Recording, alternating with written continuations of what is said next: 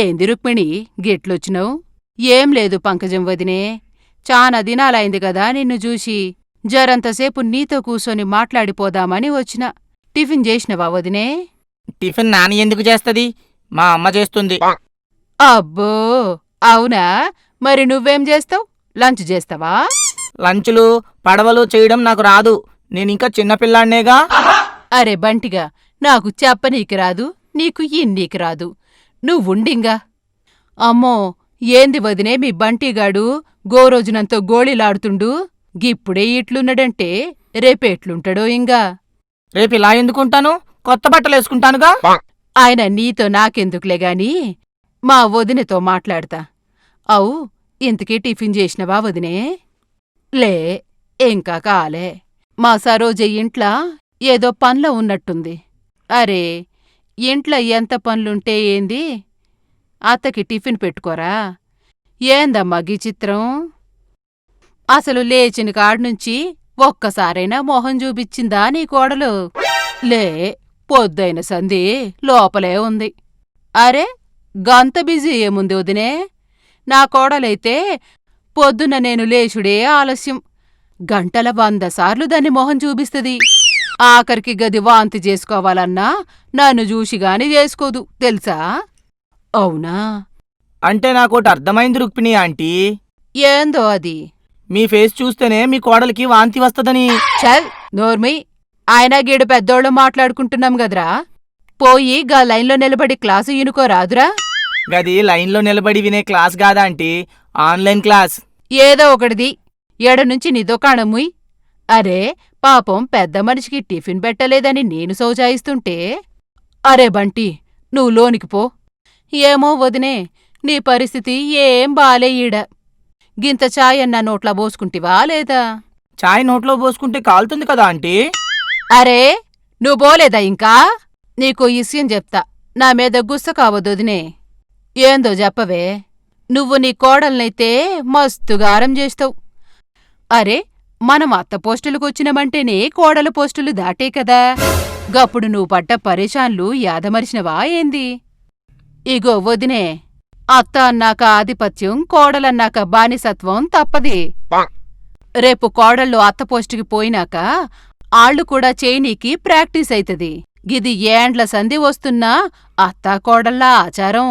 ఆ ఇంక నేను పోతా వదినే. జ్యూస్ తాగే టైమైంది. ఇంట్ల లేకపోతే నా కోడలు కస్సుబుస్సులాడతది. సరోజా, సరోజా, యాడున్నవే? ఏందత్తమ్మా అంత ఘాటు మీదున్నావు? ఘాటు మీద కాదే, బాగా హీటు మీదున్నా. అసల్నేనంటే లెక్కుందానే నీకు? నేను లేచి ఎంతసేపైందో తెలుసా నీకు?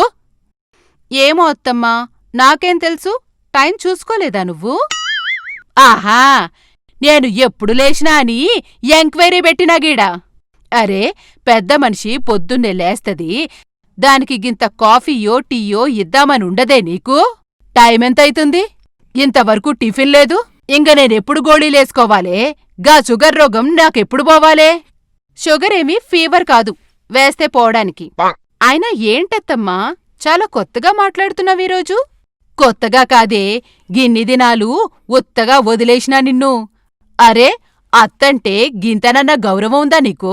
ఏందత్తో, వాయిస్లో బేసు, ఆ బేసులో నాయిసు ఎక్కువైతాంది. గౌరవం అంటే ఏం చేయాలిప్పుడు? దండేసి దండం పెట్టాలా నీకు? ఏస్తవే నువ్వు, తొందరలోనే నా ఫోటోకి దండేసి దండం పెడతావు. అసలేమైందత్తమ్మా? నిన్నటిదాకా అంజలీదేవిలా అన్యోన్యంగా అమాయకత్వంగా ఉండి నువ్వు సడన్గా వాణిశ్రీలా వైలెంట్ అయినావు. ఏంటి ఈ డ్రాస్టిక్ చేంజ్? వాణిశ్రీలా కాదే, నేను సూర్యకాంతంలాగా నీకు సుపీరియర్ని అని చెప్తున్నా. ఆయన ఏ రోజైనా నేను అడక్కుండా నాకేమన్నా పనులు చేసినవే? అడగందే అమ్మైనా పెట్టదంటారు. అత్తకి నేను మాత్రం ఎలా పెడతాను? ఆహా, అడుక్కోవాలే గదా నిన్ను. అమ్మా సరోజమ్మా, గింత చాయ్ పొయ్యమ్మా, గింత అన్నం ఎయ్యమ్మా.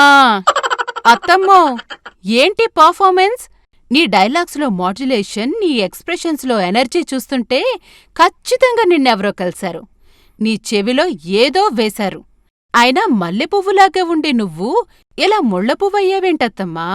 మమ్మీ ఇందాక రుక్మిణి ఆంటీ వచ్చిందా? వచ్చింది. ఎన్నాళ్ళు నిద్రపోయే నన్ను గట్టిగా పిలిచి లేపింది. నేను కూడా ఒక మిడిల్ క్లాస్ అత్తని అని చెప్పిందది. ఓహో, రుక్మిణీ, ఇది నీ పనా? సరే అత్తమ్మా, ఇప్పుడేంటి issue?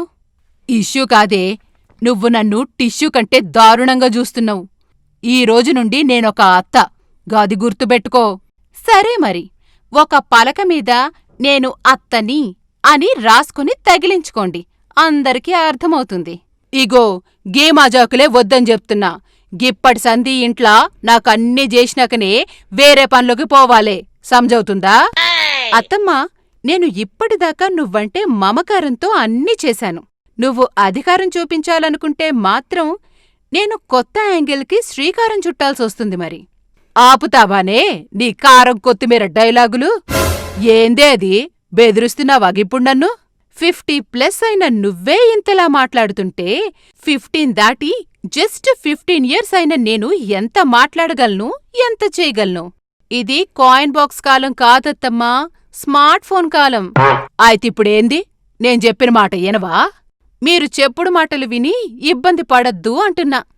Mummy Tom and Jerry చూస్తావా? లేదు, చూస్తున్నా. అంటే ఏం చేస్తావు నువ్వు? రేపట్నుండి నాకన్ని పనులు నా కనుసన్నల్లోనే జరగాలే. ఆర్డర్ చేస్తున్నా. ఏందిప్పుడు? అత్తమ్మా, ఆదేశాలియ్యకు, నేను ఆవేశపడాల్సొస్తుంది. నేను గిట్లనే ఆదేశిస్తనే, నువ్వు ఆవేశపడి ఏం చేస్తావో చూస్తా. మరి సరోజని చూడాలనుకోండి, రిస్క్ లేదు. కాని ఆవేశపడ్డ సరోజని చూడాలనుకోవద్దు. You can't bear it, you know. అబ్బో, నాకు బీవస్తాయే డైలాగులు. రిస్కు లేకపోతే జిందగీలో దొరికేది రస్కు మాత్రమే.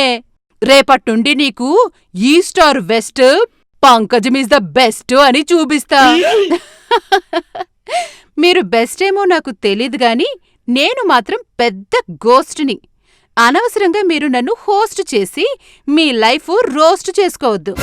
అచ్చా, గట్లనా? దేఖ్ సక్తే?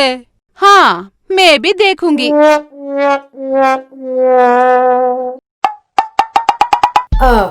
కెమెరా రెడీగా ఉందా? మేకప్ కరెక్ట్గా ఉందా?